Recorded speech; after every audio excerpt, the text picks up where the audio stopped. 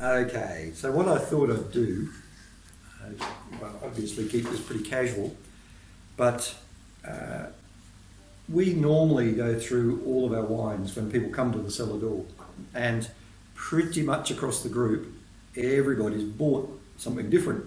So we won't all be tasting the same things at the same time. Okay, so I'm going to start. I'll stop mucking around. I'm going to tell you a little bit about this table that I'm sitting at, which that is a real fire, and today it is just on cool enough to enjoy having a fire going up here. So the table I'm sitting at was the table that Queensland was formed around in 1859, when Queen Victoria signed the decree that separated us from New South Wales, and a body called the Executive Council of Queensland sat around this table and basically called the elections that formed Queensland. So there you go, a little bit of history. It moved out of Parliament House in about the 80s and ended up here. And we're pretty lucky to have it. We sit people around it when we have jazz and other things here and get the fire going. And, people seem to quite like that. We can sit 17 people around it. But onto the wines. So I was going to start probably with the Marsanne.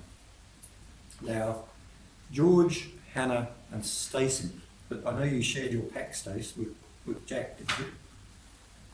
Yeah, I got the Marsanne, but I wasn't going to open it. Okay, you're not going to open it. Like today, because I've got stinky cheese and dark chocolate. Has anyone cracked the Marsanne? Just about to. Just I'm going to. That's George. Excellent. Okay, so the Marsanne is a grape from the Rhone Valley of France. It's a lovely wine. It's often it's called a food-friendly wine. It's not terribly acidic. It's a little bit smooth. It's a little bit fruity, but not too fruity, and it's really very gentle. And we had a bottle of Marsanne last night with a nice ripe brie, and it actually went really, really well. What else? What do we have the Marsanne with on the video? With the coq au vin. Coq au vin, yeah. So basically anything that's creamy, a little bit spicy. It's pretty forgiving, so it's a really nice wine across a whole range of things. Have you got yours there, George? Yep. You want to give it a try? Went really nice with the creamed potatoes as well. I like the mashed creamed potatoes. Yeah, it's lovely, isn't it? So our winemaker's name is a chap called John Handy. He's been here for 15 years. And typically his style, and every winemaker has a different style, his style is to make a wine that is typically dry, and surprisingly that Marsanne, one taste of it is actually quite dry, but he leaves the essence of the fruit in the wine. So most of our wines, you will actually taste that they come from the grape, so they're not thin, if you like. And people do get very confused about the term dry. So dry does not mean sour. A dry wine is simply a wine that doesn't have sugar. And our white wines are typically dry, but a lot of people don't pick that up when they taste them because they actually have the essences of the fruit, the esters and the other chemicals that exist in fruit that leave them full of flavour. Okay, so that's the Marsanne. I'm going to actually try. You should wait. I'm at a restaurant down at South Bank, and I, strangely enough, was asked for a recommendation, and I picked a Fiano, which was an actual Italian Fiano. So this is a Mediterranean grape. It's very ancient. The Fiano was originally documented in the 13th century. It's a very, very ancient grape. This is a very dry wine, so it's less than 800 milligrams of litre per sugar, so less than 1.1% grape sugars. And you'd think, oh God, that's going to suck my cheeks together. But it doesn't, because the Fiano grape has lots and lots of flavour and a lot of aromas on the nose. So when you stick your nose in that glass, if anyone... George, you're not cracking everything. Yeah. You did? I just cracked that. Excellent. Did you name this weekend, George? Sorry, was that? You open it, you're going to finish it. That's right. We'll don't worry. So George... Does that mean they're healthier, Rob, if they got less sugar? Of course. Healthier? Wine generally is healthy, as we know. Good. That's what I wanted to hear. But yeah, you're right. I mean, I had a diabetic here one day tried to claim that he couldn't drink any white wines because they had too much sugar. And it's far from the truth. A lot of white wines are quite dry and very little sugar. What do you think of the Fiano, George? Loved it. Yeah, that's my favourite. So when someone comes in the door and says, have you got a Sauvignon Blanc? Well, sadly, we don't have a Sauvignon Blanc. I will often point them towards a Fiano because I actually feel it's superior to your average Sauvignon Blanc, but it's a similar sort of dryness and intensity of flavours. Really goes quite... Does it know the aromas? I don't think I've smelled aromas like that before. No, it's a very unusual grape. In this part of the world, we market an idea called strange birds, which just means alternative varieties. So it's grapes or wines that are less than 1% of the production in Australia. And Fiano is at this point still what we can call a strange bird. But I think in 5 or 10 years' time it won't be. I think you'll see it grow in popularity. It's a good grape to grow. It's very vigorous. It likes a range of climates. And it produces really lovely fruit that makes really lovely wine. So I can see that coming along. I've had wines from Greece and the Balkans, white wines which are a little bit similar to this. Yep. But just this is interesting. It's my favourite. It's full of flavour and it just goes with most things. Seafood, anything a little bit spicy like Thai, it works really well with. Okay, better watch my time here or I'll dribble on. So one of the things that, sorry? Who was that? No, we've got to leave Chris. So one of the things that surprises a lot of people is we're in Queensland, only by about 1.5 kilometres. I must admit that New South Wales border is the east of us here. So we're in this little tongue that pokes down into New South Wales. But despite the fact that technically we're subtropical, we're actually about the third coolest wine producing region in Australia. Typically a Stanthorpe winter's morning can get down to minus 12. And it's fairly common on our back veranda here to get to minus 8. So we actually have the right climate to grow really quite good grapes. We're nearly 1,000 metres above sea level and we have sandy granitic soils. So we actually have all of the right things that you need, the right terroir, if you like, to grow some really good grapes. And that's recognised by a chap by the name of James Halliday, who was the wine correspondent for the Australian newspaper, and also he puts a book called Wine Companion in Australia, which I recommend to you if you're really interested in wines. They review about 2,500 wineries every year and about 9,000 wines. And we're a 5-star winery, so one of a number of, very small number of 5-star wineries up here, and we have been for 4 years. Hopefully we will be again this year. So despite being in Queensland, we do produce some really, really good wines. Okay, so I was going to go on to the Pinot Gris. Only Joe has bought the Pinot. Are you there, Joe? I am, but as you fully pointed out, it hasn't arrived yet. It didn't arrive. So did you end up buying a bottle of wine? I'm drinking a, what is this? A Grenache. Oh, okay. Yeah, we typically use Grenache here as part of, again, another Rhone Valley blend, but I'll get onto that, called a Shiraz, or a GSM, a Grenache, Shiraz and Vedra. We do it slightly the other way around. Anyway, I'll come back to talking about that in a bit. But yeah, nice grape. Okay, so I'll just mention the Pinot Gris briefly. Most people know Pinot Gris now. Most people who drink whites know Pinot Gris. It's the next go-to wine, typically after people have had enough of Sauvignon Blanc. They tend to be moving on to Pinot Gris. It's a lovely, light, fresh, food-friendly wine. I think ours is really nice. And Joe, when it eventually arrives, you eventually crack it. You might find out. Yep. So what do you suggest we eat with seafood? We've actually been debating that a little bit. Grace has just extravagantly cracked another bottle here. Because I love it. Because she loves it. Hasn't been in the fridge, however. I'm just holding that up. You can see it's got a little bit of pink blush to it. We actually keep it on skins for about 10 hours after it's picked, so even after white wine, it's just a great little dark skin. We've been debating what to have with Pinot Gris because it's such a delicate wine. You don't want to overwhelm it. So yeah, delicate seafoods, grilled or steamed seafoods, I would think. probably wouldn't go wildly spicy, but a little bit of spice would work all right.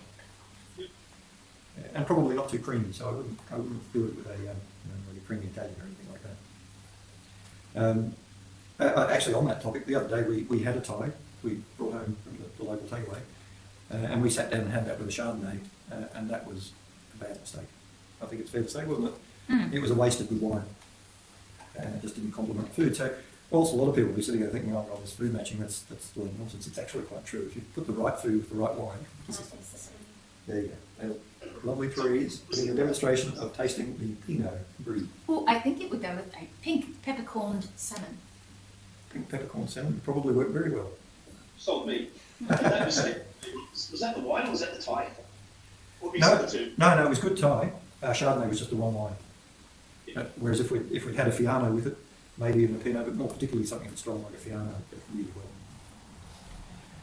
Okay, so that's the Pinot. The other white we have on offer here is much better known. And Sarah, you bought one, the Chardonnay. And you're far too young to remember Kath and Kim. Bring out the party. Is that what you've got? Oh, yeah, I can see the red.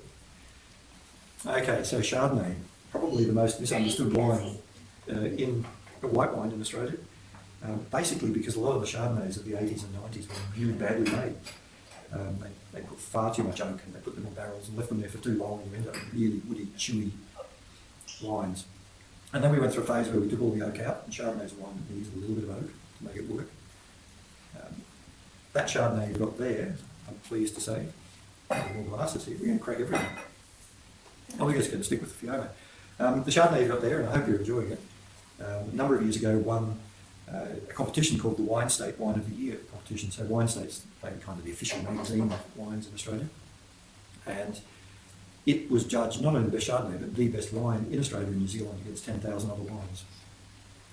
Now, tastes have moved on and around a little bit since then, and judging's a little bit different, but it's still the same wine. It comes from a vineyard that's immediately, if I point in that direction, it's immediately up to my right.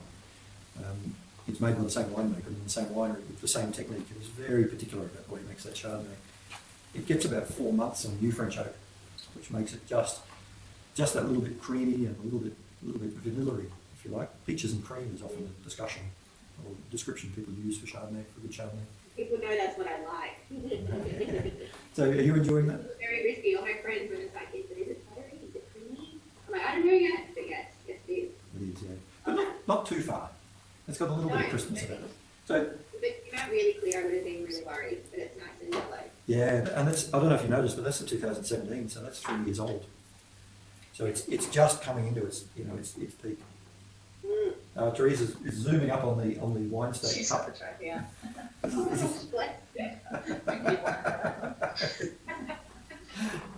That's right. If I was there. Yeah. So that's our Shardy. We see hundreds of people. Well, in normal circumstances, when COVID's not around, we see hundreds of people come through the cellar door, and I know how many people come in and say, "Oh no, I'm not going to try a Chardonnay," and then we give them a try of that one. And it changes a few opinions. But Chardonnay can actually be really nice. I'm glad you're enjoying that. So Chardonnay. We had it like 12 months ago.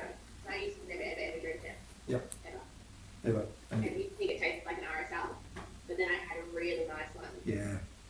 Yeah, look, we actually have this problem now. If we go to a pub, you've got the sort of $10 to $15 range of wines that they probably bought for 7 or 8 or whatever.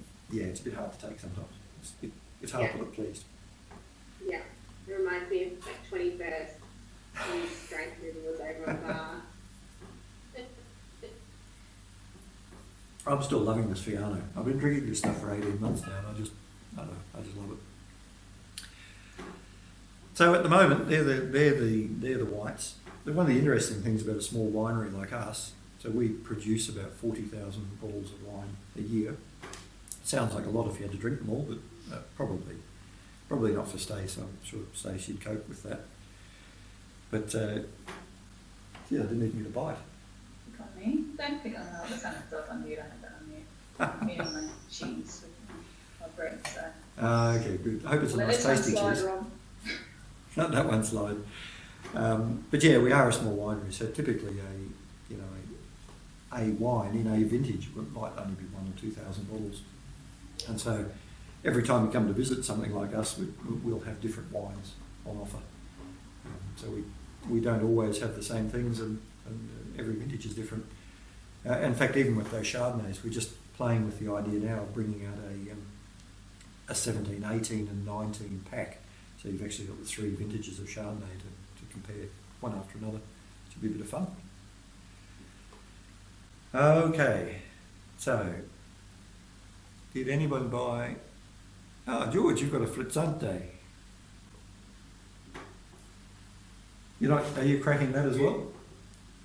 No, I've left that for the lady. Okay, fair enough. I'm not a huge Frizzante fan, but I'll leave it up to her. Yeah.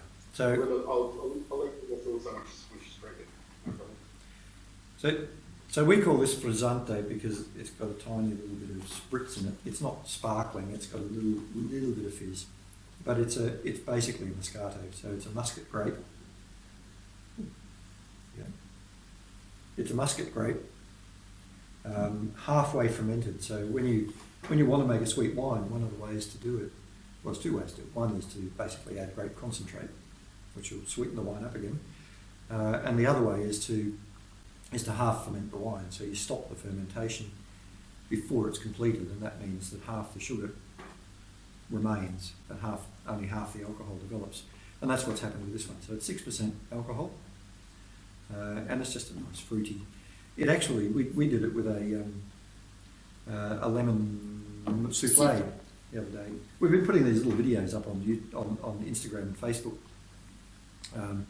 of Lee, who's sitting over just opposite me there. She does some cooking, and we put some videos up of food matching. And with Frizzante, which I don't normally drink, I must admit, we had that with lemon souffle, and it was actually really good. I was surprised. Okay. I think Jack just said something. He came and went. Jack came and went. There was a comment. Anyway. Okay. Oh, maybe, hang on, there's a chat down here. Oh, I'll click on the chatty thing. There. So we're also admiring food, Rob. Jack's got some delicious food happening there. Bastard, why isn't he sharing with us? We're having half in the background. She's not letting him have his whole face in. She's just got half a face. And introduce your hubby. Yeah, Shiraz. Hi, hubby. Just get back where we go from. Hang on, I'm only getting a small number of little things here. Oh, there we go. I sent a picture of my photo. I'm sitting here foodless. I don't get looked after, you know. Pretty sad. Right arrow, To Rob. drink wine Yeah, the faces. every day. Click on the blue right arrow. Yeah, no, I did. That's how I found. That's how I look. Okay, so finishing up the whites, and I'm not sure if anyone's planning to open this, but there were people that bought it. Dean and Joe. Is a sparkling Chardonnay Pinot. Here it is. In the bad old days, before the Europeans claimed all of the names that are rightfully theirs, we would have called this champagne. Typically, a champagne is 80 or 90% Chardonnay with a small amount of Pinot, just to soften it a little bit. This is a medium dry. My bit of education here is there are 3 ways to make sparkling wine, and the one we're most familiar with, most people think about when they think about sparkling wine, is champagne, method champenoise. With method champenoise, you ferment the wine in the normal way with yeast, and then you let that ferment out, you put it in a bottle, and then you add a tiny little bit of grape concentrate. So notice I keep on saying grape concentrate and not sugar, because in Australia it's actually illegal to use cane sugar in wine. So that's something that's nice to know. Everything is. A wine bottle comes from grapes. Whereas in other countries, and surprisingly parts of Europe, you can actually use sugar to change the flavour of wine. So method champenoise, wine gets put in there, gets in with a bit of sugar, a bit of yeast, they cork it up, and then it ferments in there, builds up pressure, that creates the bubbles, and then it gets turned upside down in a riddling rack, gets turned around, every couple of days like that for a long time. And all of the lees, all of the waste from the yeast falls down into the neck.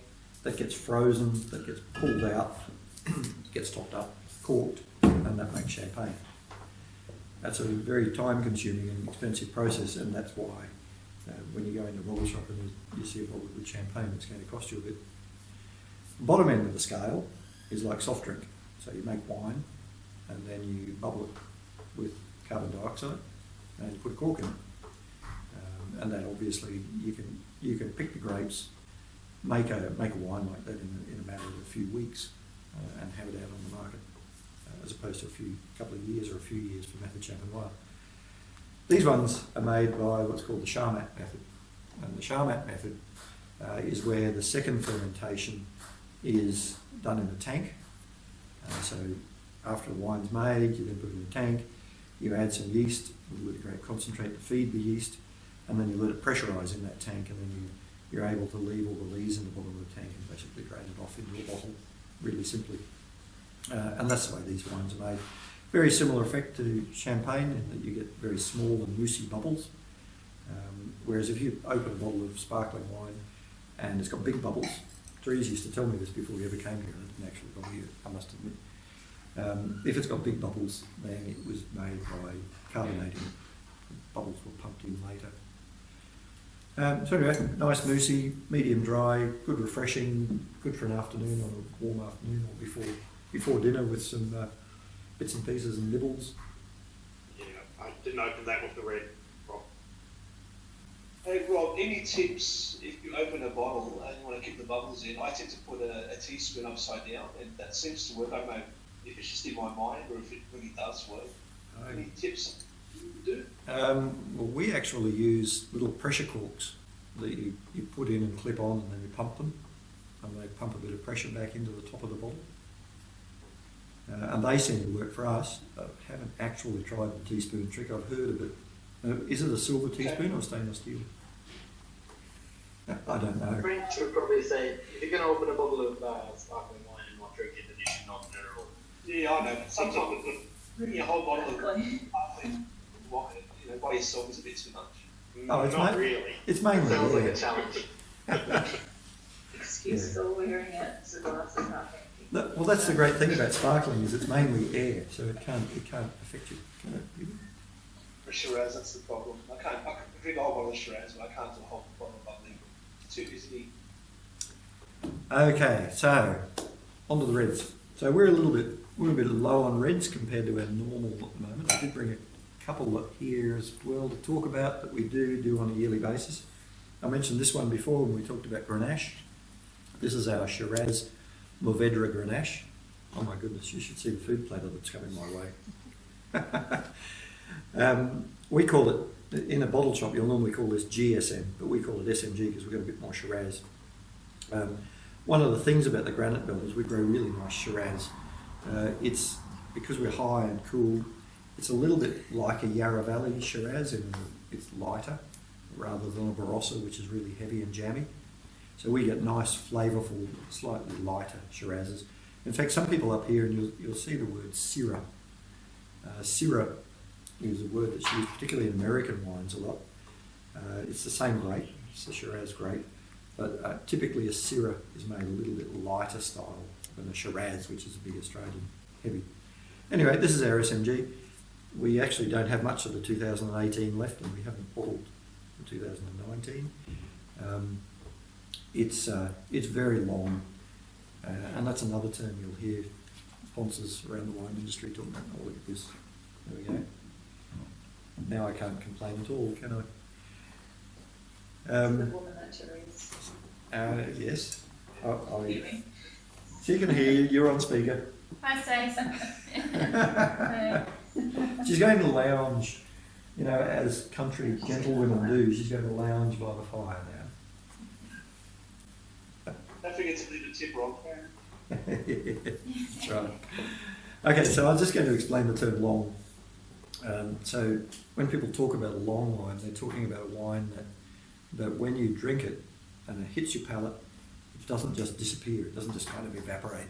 So this wine in particular for me is one that when I drink it, 3 or 4 minutes later, after a couple of sips, it will still be lingering in my palate. And if I breathe out through my nose, which is where most of your taste receptors really are, this just lives and lives. So that is actually my favourite red. But I can't show you that one because we've only got 4 bottles left, which is very sad. Very sad. Okay, what I was going to do next, and quite a number of people bought this. Are you going to make any more of that? Yes, yeah, we have a 19 coming out. It's normally a couple of years old before we do anything with it, so it'll come out in the middle of this year sometime. And then, interesting, I was talking about Halliday before, who, as I said, rates the wineries, and we're a 5-star. That Shiraz Mourvedre Grenache and the Fiano both got 95 points. That's 95 out of 100 in the Halliday scheme, so they play pretty well on the national stage. This is almost second class. This is only 94 points for Temp. So I think I saw, yes, quite a few people took the Temp, and I'm not sure who's going to open. So Boreana, Dean, George, Hannah, Joe, Colt. I haven't heard Colt's dulcet tones, so I'm guessing he's not here, or I would have known. Sarah and Stacey, although perhaps... Colt's on. Is Colt here? I need to hear that accent, Yeah. Colt. Where are you? He's waiting for you at the Canadian Club. Okay. I want to see Rob. Oh, and Simon's got one. Excellent. So this is a lovely drop. So this is a Spanish grape. Tempranillo's a little bit lighter than most of the other reds, but this one's made with a reasonable body and some nice oak. It's still smooth and creamy. It's a lovely colour. Now, one of the funny things about Tempranillo is that in Australia it's perfectly permissible to make a wine named after the grape, and to actually have 15% of something else in there without having to declare it. So a lot of Tempranillos you buy actually have a bit of Cabernet or a bit of Shiraz added. I don't actually know why that is, because I personally think Tempranillo is a lovely grape in its own right. A nice nose, a little bit of sour cherry, and smell the oak.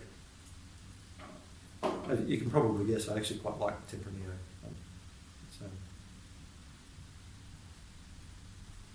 That's a bit of a Turkish delight smell, isn't it?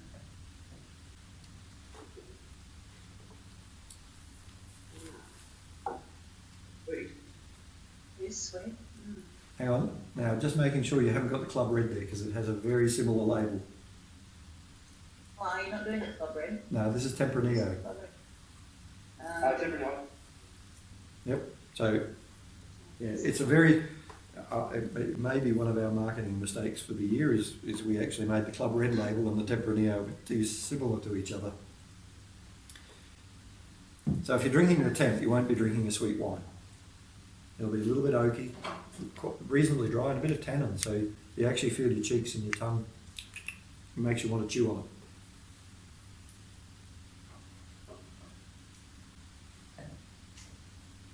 So, out of those, who did actually crack the Tempranillo? I did. Yep. How'd you go with that? How'd you go with that? Oh, well, you should be right, Simon. You should be able to, your better half will be able to give a good opinion of this. She's just waiting to drink it as we speak. Is she there? Yeah. Yeah, well, yeah, bring her in.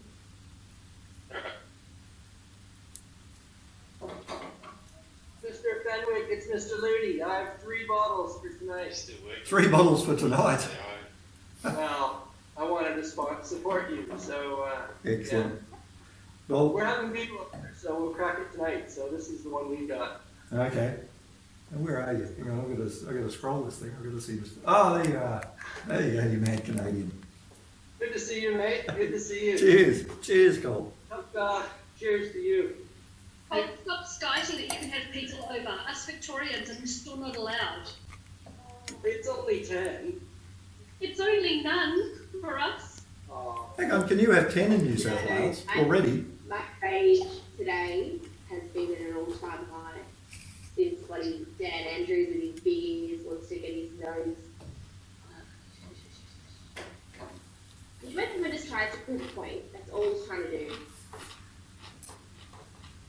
Dan is not the man.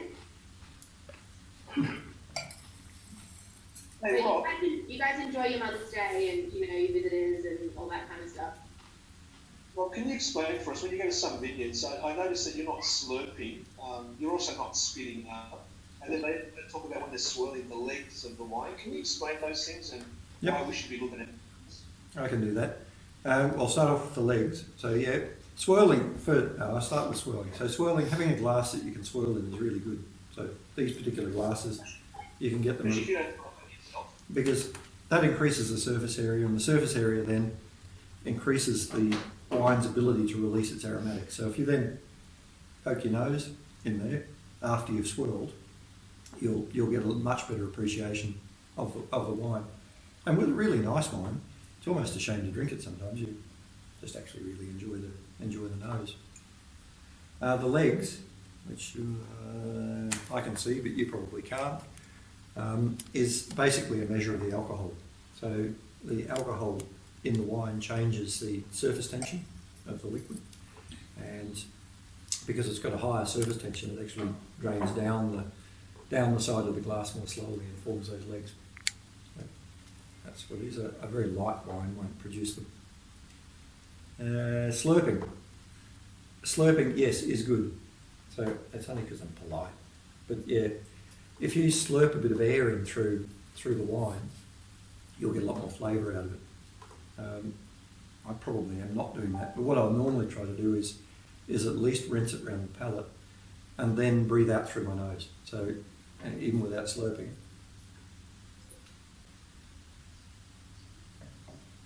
And if you can hold it in your mouth and just breathe out through your nose at the same time, you'll find that your appreciation of the wine will increase, because your nose is so much more sensitive than the taste buds on your tongue, basically.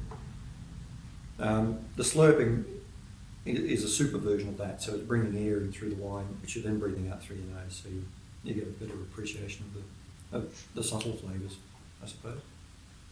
so what are you looking out for, Rob? How do you tell whether it's a crappy one or a good one when you do that? Yeah, people often ask that. A good wine is wine you like. You know, the more you drink and the more you change what you drink, you do tend to change what you like. And I guess that's happened to me in the last 18 months or so. For me, a wine that I enjoy, I don't want it to leave any nasty sort of residual flavours on the back of my tongue. So a lot of wines, when I drink them, they kind of have this bitterness on the back of the tongue that just really doesn't suit me at all. I like a wine that's got a bit of length, so I don't want something a quaffer, basically, which is perfectly fine. If you're having a barbecue with friends at the back and you just want to quaff some wines down and get merry, then a wine without length is good. But if you want a wine to actually enjoy, then you want something that lingers in your palate a little bit. Outside those characteristics, it really comes down to personal preference. I like a little bit of fruit in the wines, and certainly one of the reasons we bought Heritage is because we actually liked all the wines that John makes. Because he tends to leave that fruitiness. Doesn't mean they're sweet, just means they've got still the original fruit characteristics.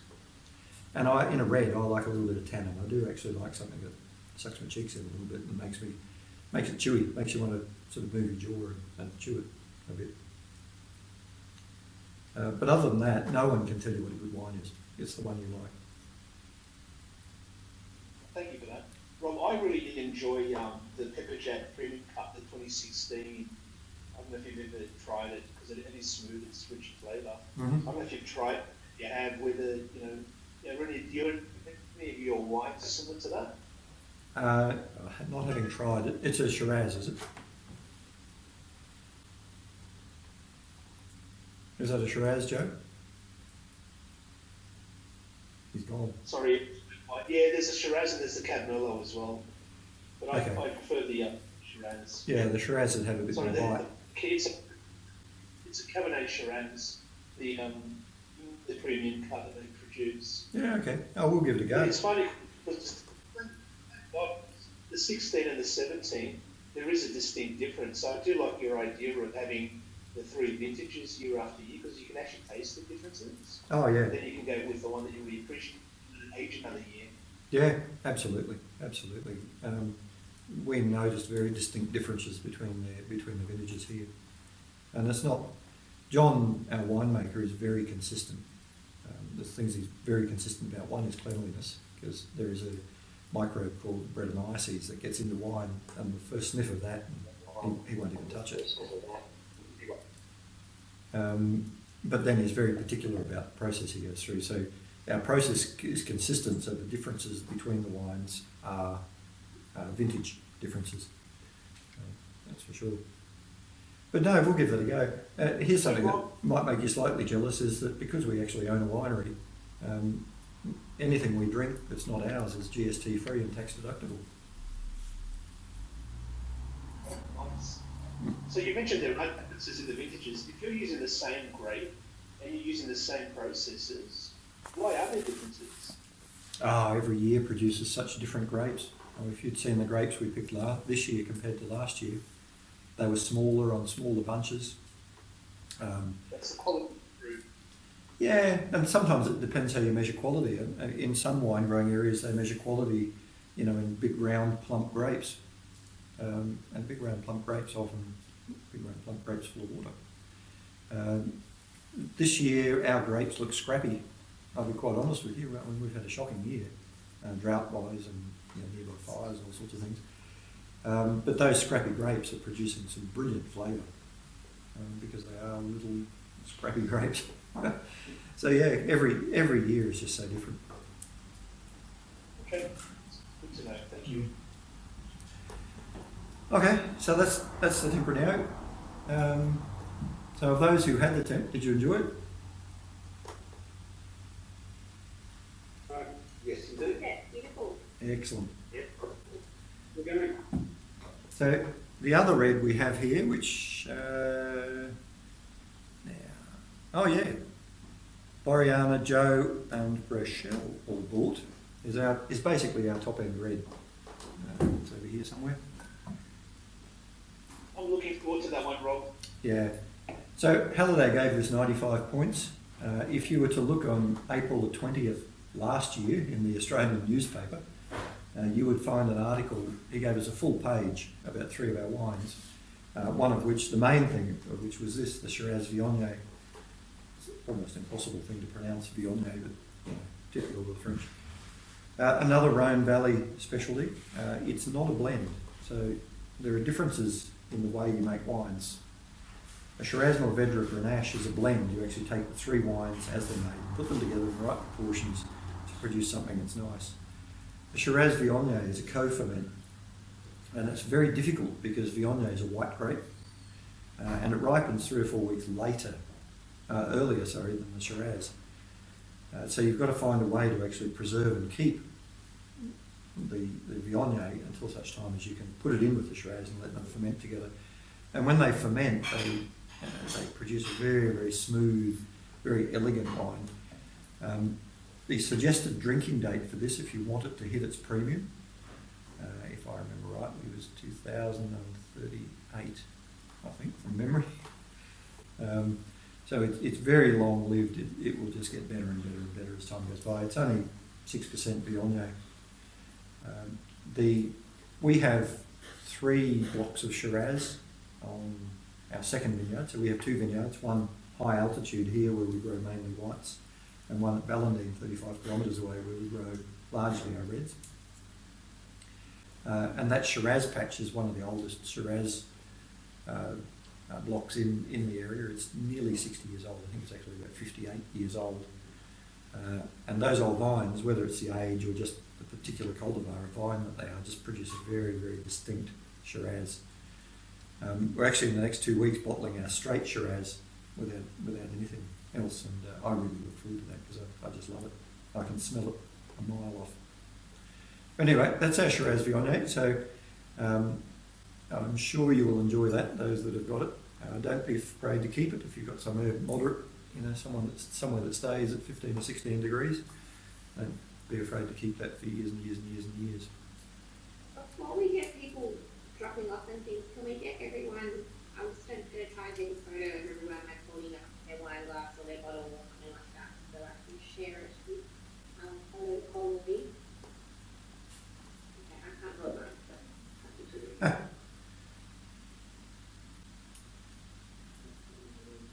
Do a screenshot, Sarah. Oh yeah, maybe do that. How do I do that? It's like a print screen. Oh yeah. Can't you- Have that on my key. Can't you press the record button for 5 seconds?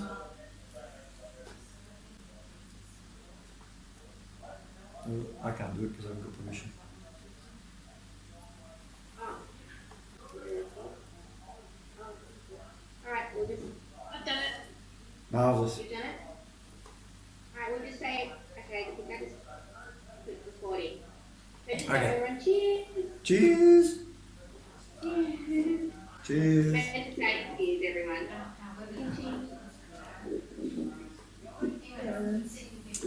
Okay, I've probably waffled on for a little bit too long, and yeah, look at that, nearly an hour has gone.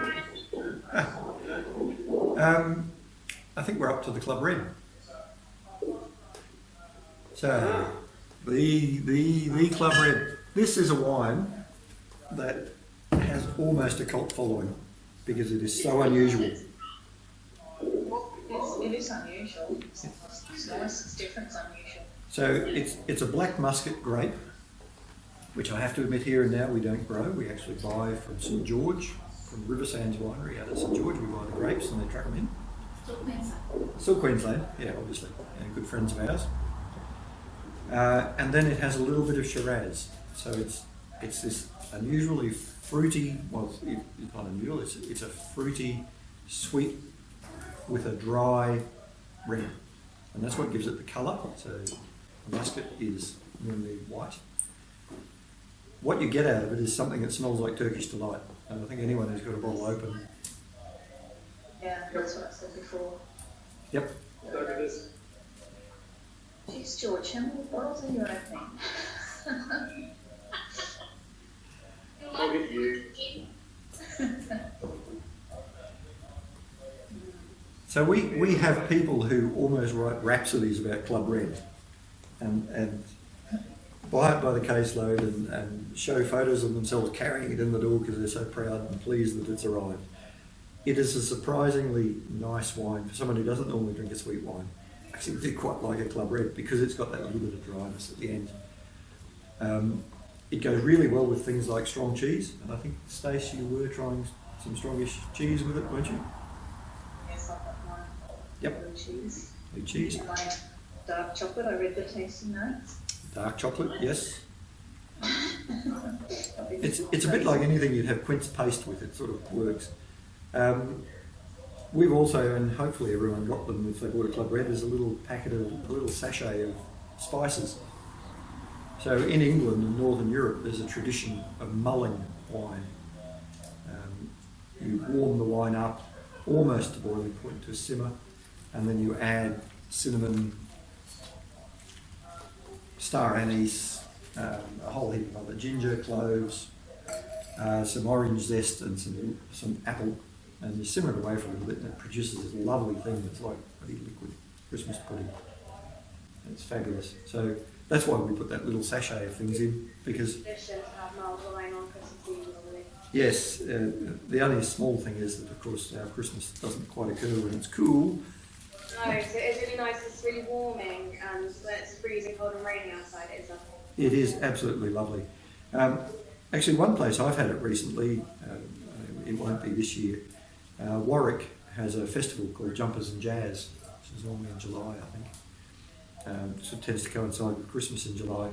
And a little town not far from Warwick has the Kolani Fire Festival. And you should go there one year. It is absolute madness, just fire everywhere, and these 44-gallon drums cut into artworks with fire blazing out of them. And it's chilly, and you can have a mulled wine when you're there. Anyway, so as I said, we provide this little packet just for the fun of it. We hang around the neck of a Club Red, and so you can have a bit of an experiment with mulled wine. It's good fun. Okie dokie. So that just leaves the the two fortifieds, one of which is quite unique to us, and the other is what we used to be able to call port. We can't anymore, because it originally came from Portugal. So we just call it Tawny. It has the fairly unusual name of Bootleggers, and it's a 10-year barrel-aged, nice and smooth port. Typically Cabernet grapes is what goes into Tawny, but it can use other things. It's just nice with cheese after dinner. Typical place you would drink a port. And then, because we're a winery with a sense of humour, we have Moonshine Madness, which again has a cult following. It's a chocolate coffee fortified wine liqueur. We have a whole recipe sheet of things people do with this. My favourite at the moment is simply mixing it with a little bit of soy or milk or something and having it as a nightcap. It produces something a bit Baileys-like, and it's just got that lovely coffee chocolate liqueur. But never drink that before you're going to have something else that looks like wine, because you won't taste it for some time. Oh, we did espresso martinis with this the other night. In fact, I was the one that mainly liked the espresso martinis, so I had a fairly interesting night after that. But yeah, it makes it... Send me the recipe, Rob, because I bought the moonshine. Oh, the recipe sheet should be in there, actually. We're just about to upload the video. Yeah, the recipe pamphlets. Yeah. Oh, and we're about to upload the video, so if you watch out for us on Facebook or Instagram, you'll see the recipe. Hopefully, most of the video was shot before my eyes went glassy, and I won't look too embarrassed. So that's us. Running a winery is all sorts of fun. We do everything from driving tractors to drinking wine to selling stuff to doing internet and building our own websites. So there you go. Anyone got any questions or comments?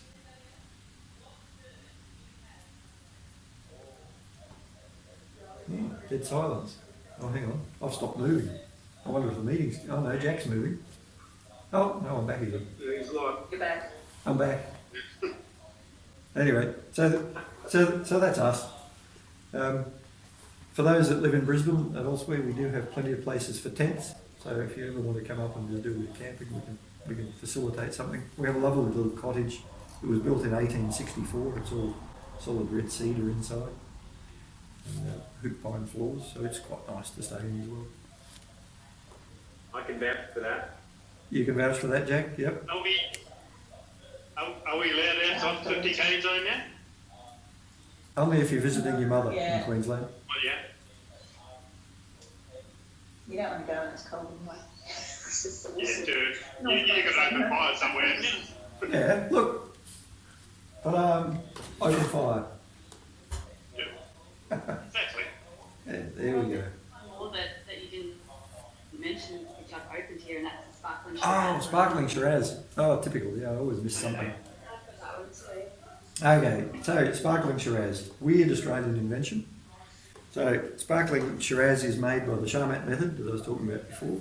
So second fermentation. Typically it's a little bit sweeter than your average Shiraz because of the concentrate going back in it to allow the second fermentation. For me, we discovered sparkling Shiraz about 5 years ago, and it's the go-to wine on an afternoon, a warm afternoon, sitting out on the deck with friends and nibbles. It's just goes with anything. It's easy, uncomplicated and fun. Very tasty. Who's got that open? Annie. Annie. Ah, so you've got the sparkling Shiraz open. Yeah, it's lovely, isn't it? Yeah, very Yeah. nice. Cheese and nibbles and just Is it sweet? Because some of those sparkling Shirazes are a little bit It's fruity and sweet. no, it's really not too sweet. It's really nice. and Therese redesigned the label after we got here, so it's got a really nice heart on it. There you go. So it's the zoom. No, you can't quite see it. Yeah, there we go. It's got a nice heart, a bubbly heart on it. Nice. I'm hoping Becky hasn't had her champagne glasses arrived, because that's, nice red wine glass. Reading you that. Everything else I own. At least you got one wine glass, that's important. And look, the other thing I've really got to thank everyone for is all the orders that came through. We really do appreciate the business as well. It's it certainly helps pay the bills. There we go. Just to complete the picture of wine owning bliss. Yes. But yeah, no, really, we've seen Jack and Simon up here. Really looking forward to seeing anyone else. If you're driving from Sydney to Melbourne, Sydney to Brisbane or Brisbane to Sydney, eventually when the borders open again, it's a really nice scenic route, the old New England Highway, so we're on that. So good place to stop. Put a Christmas in July package out for us Brisbaneites, and see if we can take a van / I don't know if I've got a tent and stand for in July, but no, van, we've got room for vans, yep. And the other thing we do on Sunday afternoons, about 1 in every 3 or 4 Sunday afternoons, we have a couple of musos come in. So we do food and wine in this old room with the fireplace going. And we do jazz about 4 or 5 times a year as well. So they're always worth coming up for as well.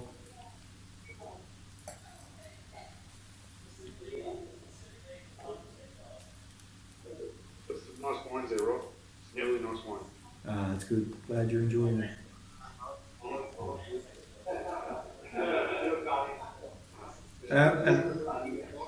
And the one George was suggesting I try is the Pepper Jack. Joe. No, Joe. Shiraz Cabernet. The Shiraz Cabernet Pepper Jack Premium, wasn't it? There's some other word in there. Sorry, but yeah, they call it the premium cut, because you can get the normal one. Yeah. The premium a little bit more, but you're a bit of a connoisseur, so you may appreciate it. If you ever try it, let me know what you think. Look, one of the rules of operating a cellar door or operating a winery is you never just drink your own wine, because you just learn to like only your own stuff and nothing else. So yeah, on a recommendation like that, we'll go out and grab a couple of bottles and try them. We drink all the wine from our other wineries up here. It's a really good little winemaking community up here. We know and get on and like all of our other winemaking friends. So